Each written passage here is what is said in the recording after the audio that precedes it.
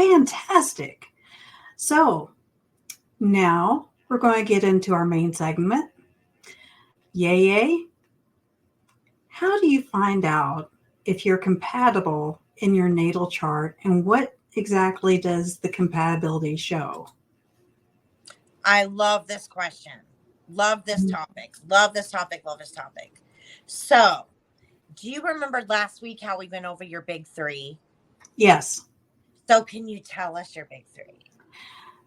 Sun in Leo, Moon in Taurus, Sun in Leo, Moon in Taurus, Sun in Leo, Moon in Taurus, Scorpio rising. Oh, I don't have the bell, but if I did, I would ring it. So, we're going to read about, yes.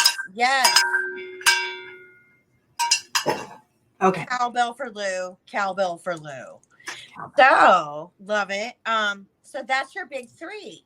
So the reason I'm bringing that up is that your moon is in Taurus. So I want you to do this with your partner, and she'll do this together. If y'all have questions, like I said, reach out. But you look at your placement of your moon sign, how you feel things, and your partner or vice versa, where someone's Venus, the planet of love, is. So what we're looking at is how you feel when somebody loves you. That's kind of the recipe for looking at that. Is that kind of like love languages?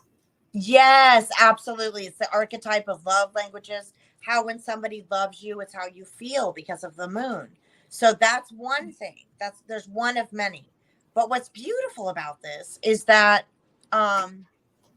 we can see, like, say you're on, Facebook dating, right? Just say you're on Facebook dating. Not that I have ever partaken.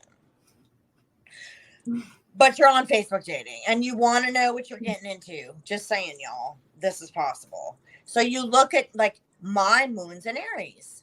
If someone else has a Venus in Aries or a sun sign in Aries, that means I'm activated. I feel good when I'm around Aries energy for the most part. Okay. Yeah. Okay. So this really does go back to the bar pickup line of, so what's your sign? It absolutely does, from my experience. Okay. 30 years. Okay. So we got to see if we're compatible. Bomb chicka bow, or bow, if we're compatible. Yeah, bow chicka bow bow. If we're compatible that way, can it tell you that? And can it tell you, like, like if you're spiritually compatible? What? So get into the bound chicka bow Uh-huh. wow. Uh-huh. Uh-huh. Uh-huh. Uh-huh. Uh-huh. Uh-huh. Uh-huh. This is where we look at somebody's Mars. Mars, and I can't say it on the air, but just think of two words that start with F, right? Right? It's how we fight and how we bleep. It's our chakra. It's like our base chakra. Bleep. It's our base chakra. So think of all that energy, like our primal energy, shall we say. So this is how we are oftentimes sexually attracted to somebody.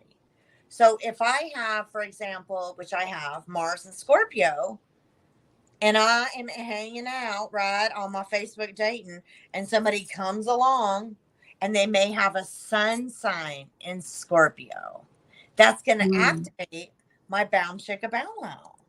Really? Yes, oftentimes. Now, really? Yes, oftentimes. Now, really? Yes, oftentimes. Now, really? Yes, oftentimes. Now, really? Now, I'm making this is very simple. Of course, this gets deep. But yes, these things are activated by this. It's really interesting. What if you're looking for something deeper? What if you're looking for something deeper? What if you're looking for something deeper? That is Neptune.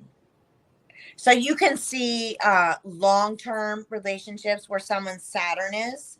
And if it does certain aspects with your planets, like this is what we call this mini sort of class, if you will. We look at these things when we're looking at what's called synastry charts. Can you synastry? Synastry.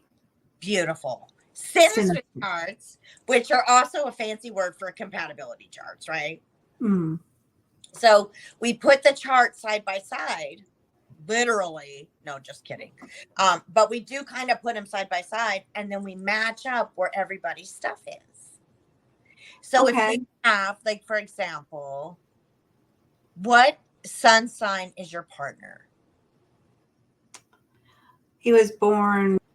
So he's an Aquarius. So off the record, in private time, we will look at this. So we'll look and see if you have anything in Aquarius, because his sun sign is Aquarius. Mm-hmm.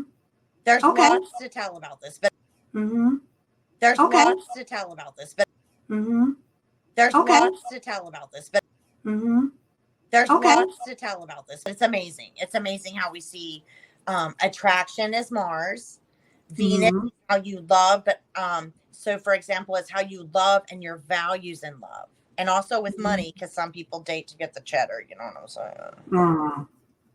Yeah. I mean, everybody has their motives.